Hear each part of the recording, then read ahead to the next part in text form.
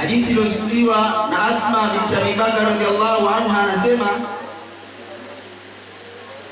qala Rasulullah sallallahu alaihi wasallam, Mtume sallallahu alaihi wasallam alisema kumwambia huyu Asma, infiqi wala tusi fayusi Allahu alayki.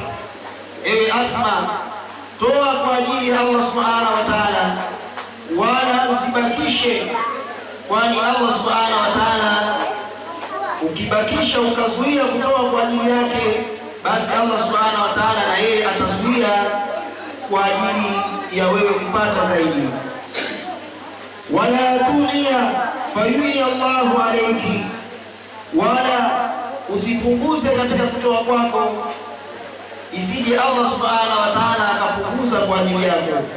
Idfahi mastata'at, toa kwa vile ambavyo Allah subhanahu wa ta'ala amekuwezesha. Kwa hiyo ndugu zangu watukufu, kutoa ni mtu kadiri vile ambavyo Allah subhanahu wa ta'ala amemwezesha.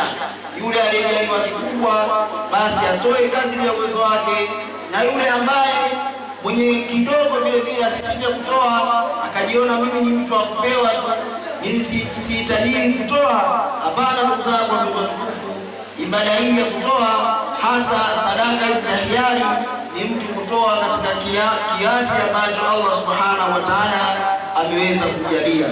Kwa hiyo ndugu zangu watukufu, naona niishi hapa katika mada yangu hii.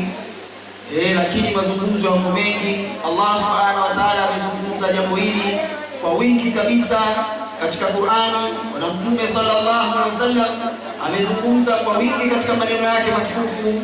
Lakini kwa muumini wa kweli, aya moja tu au hadithi moja anaweza kuzingatia na kuweza kuingia katika utekelezaji. Wabillahi tawfiq, wassalamu alaikum wa rahmatullahi wa barakatuh.